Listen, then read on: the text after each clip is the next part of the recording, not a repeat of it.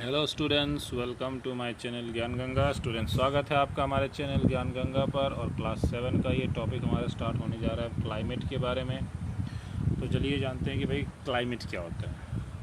अगर आप देखेंगे जो meteorologist record the weather everyday, जो मेट्रोलॉजिस्ट होते हैं वो रोज़ का वेदर रिकॉर्ड करते हैं। The record of the weather have been preserve for the past several decades. और जो वेदर का रिकॉर्ड होता है वो कई दशकों से, कई सालों से, मतलब वो पूरा इकट्ठा किया जाता है, उसको जमा किया जाता है। ठीक है।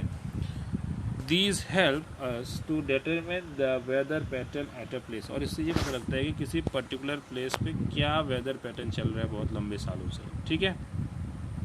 तो कई लंबे समय तक, कई मतलब सालों तक जब वेदर का एक पैटर्न हम देखते हैं तो क्या बनता है। The average weather pattern taken over a long time, say 25 years, is called the climate of the place. भाई किसी जगह का क्लाइमेट कैसा है, हम बोलते हैं भाई वहाँ का क्लाइमेट बहुत ठंडा है, हम बोलते हैं भाई वहाँ का क्लाइमेट गर्म है, वहाँ का क्लाइमेट ऐसा है। तो क्लाइमेट का मतलब क्या होता है? क्लाइमेट का मतलब होता है द एवरेज वेदर पैटर्न, यानी कि जो एवरेज वेदर पैटर्न होता है पिछले 20-25 सालों में, 10-15 सालों में, जो एवरेज वेदर पैटर्न जो बना होता है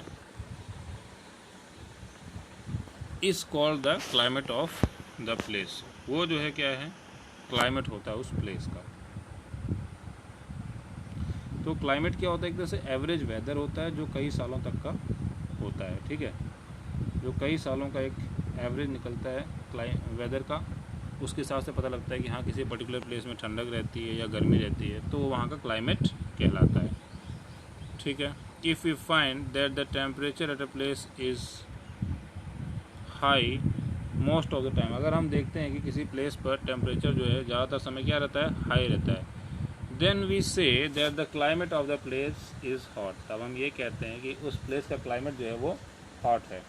ठीक है। तब हम बोलते हैं कि उस प्लेस का जो क्लाइमेट है वो कैसा है, हॉट है। तो क्लाइमेट जो होता है इसी हिसाब से बनता है, मतलब कि एवरेज वेदर को देखा जाता है लॉन्ग समय तक।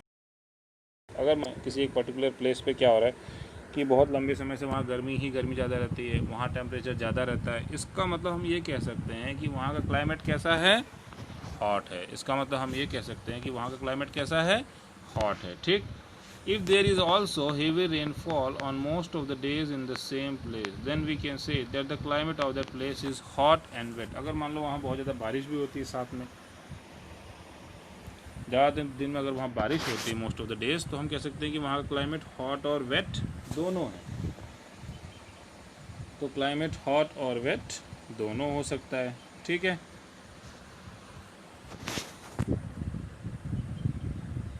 इस तरह से हमने देखा कि किस तरह से क्लाइमेट हमारा अलग अलग तरह का होता है।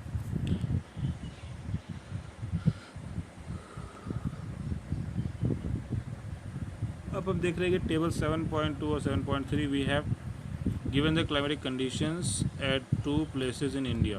यहाँ पे 2 प्लेसेस का क्लाइमेटिक कंडीशन दिया है। The mean temperature for a given month is found in 2 steps.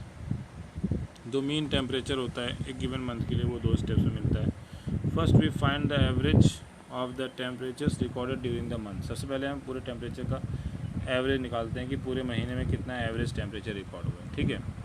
तो first we find what, first we find the average of the temperatures recorded during the month. तो पहले हम एवरेज ऑफ टेम्परेचर निकालते हैं पूरे month का। फिर second we calculate the average of such average temperatures over many years. फिर हम कई साल के टेम्परेचर का एवरेज निकालते हैं, उस टेम्परेचर के एवरेज का, average of such average temperature of many year, मतलब उस एवरेज टेम्परेचर का कई सालों का एवरेज निकालते हैं।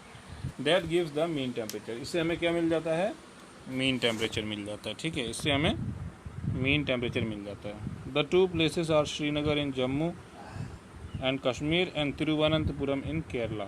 ये 2 चीज़ें यहाँ पे दी हुई हैं, देखिए आप, श्रीनगर का दिया है और तिरुवनंतपुरम का दिया है। तो आप देखिए डेली मिनिमम कितना जा रहा है, डेली मैक्सिमम कितना जा रहा है, मीन टोटल रेनफॉल कितनी है। ठीक है। तो आप देख सकते हैं, तो आप इसके एवरेज लगाएंगे भाई कोई पर्टिकुलर जगह कैसी होती है, तो इसके बेसिस पे आके एक अंदाज आप बना सकते हैं कि कोई पर्टिकुलर जगह का क्लाइमेट कैसा है, क्योंकि ये एवरेज वेदर पैटर्न जो होता है वही वहाँ का क्लाइमेट होता है। ठीक। तो ये दोनों कॉलम्स बहुत ध्यान से देखिए आप, दोनों टेबल बहुत ध्यान से देखिए आप। इसमें आपको सब कुछ समझ में आ जाएगा। ठीक,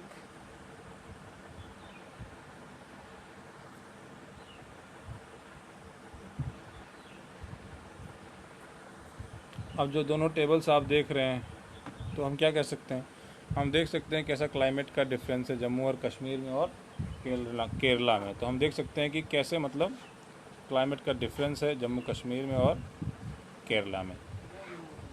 We can see that Kerala is very hot and wet in comparison to Jammu and Kashmir। हम देख सकते हैं कि जो केरला है वो क्या है, वो बहुत ही हॉट है और वेट है in comparison to Jammu and Kashmir.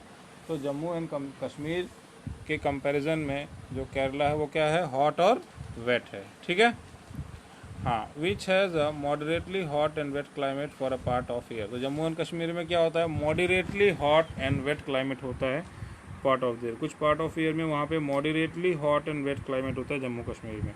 तो हमने ये देखा कि दोनों जगह क्लाइमेट अंतर कर रहा है। क्यों अंतर कर रहा है दोनों जगह क्लाइमेट में, क्योंकि आप देख सकते हैं कि वहाँ का एवरेज टेम्परेचर जो है, मीन टेम्परेचर जो कई सालों का या कई दिनों का, कई मंथ का, जैसे आप देखेंगे तो आप ये पाते हैं कि वहाँ पे क्या है, जैसे यहाँ देखिए आप, यहाँ देखिए पूरे महीने का दिया है या पूरे साल का निकाल लिया, तो एक आइडिया मिल जाता है कि भाई पूरे साल भर वहाँ टेम्परेचर कैसा रहता है। या फिर आप देख सकते हैं कि मतलब वहाँ पे कितना ज़्यादा वेरिएशन हो रहा है टेम्परेचर में, है ना।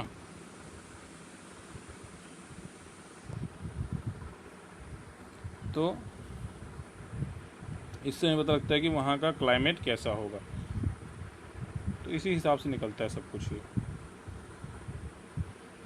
अब ऐसे अगर मान लो एक सिमिलर डेटा आपको मिले वेस्टर्न रीजन ऑफ इंडिया का, जैसे कि राजस्थान का, will show that the temperature is high during most of the part of the year. अगर आप राजस्थान साइड में जाते हैं तो आप पाएंगे कि वहाँ का जो टेम्परेचर होता है वो ज़्यादातर टाइम वहाँ पे कैसा होता है, टेम्परेचर हाई रहता है। ठीक है, वहाँ का जो टेम्परेचर बहुत हाई रहता है। तो but during winter which last only for a few month the temperature is quite low. लेकिन ठंडियों में वहाँ टेम्परेचर काफ़ी ज़्यादा लो भी हो जाता है। तो this region receives very little rainfall. हाँ, और यहाँ पे राजस्थान में अगर आप चले जाएंगे तो वहाँ बारिश भी बहुत कम होती है।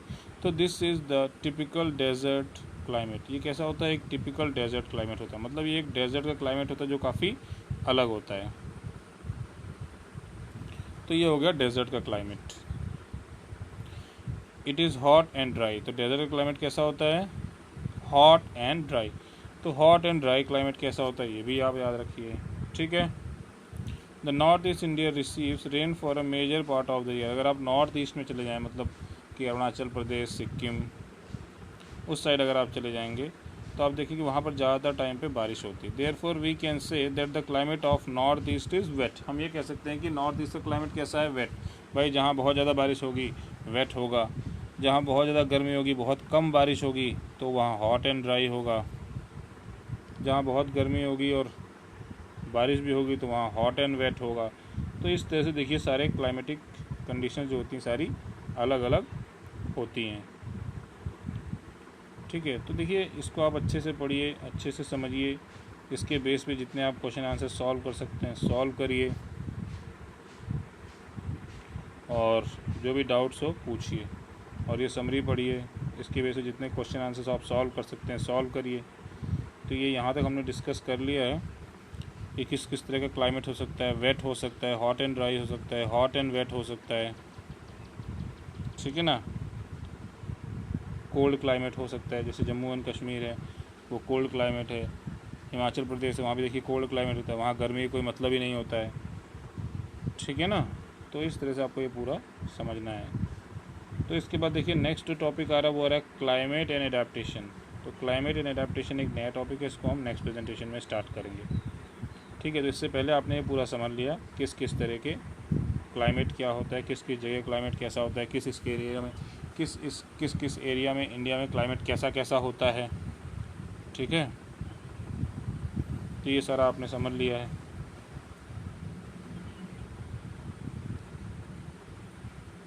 तो इसको आप ऐसे ही पढ़िए, समझिए, वीडियो को देखिए और पूरा अच्छे से रीड करिए। पूरा चैप्टर अच्छे से रीड करेंगे जब, तो यहाँ एक एक लाइन एक एक शब्द आपको बहुत लगेगा, आप पूरा अच्छे से समझेंगे। देखिए मैंने पूरी चीज़ें यहाँ एक्सप्लेन कर दी है, एक एक लाइन एक एक शब्द। तो कोई डाउट हो तो आप पूछिए इसको, और नेक्स्ट प्रेजेंटेशन में हम क्लाइमेट एंड एडेप्टेशन डिस्कस करेंगे। तो स्टूडेंट्स आज के प्रेजेंटेशन में इतना ही है, नेक्स्ट प्रेजेंटेशन में मिलेंगे क्लाइमेट एंड एडेप्टेशन के साथ। So see you in the next presentation. Thank you.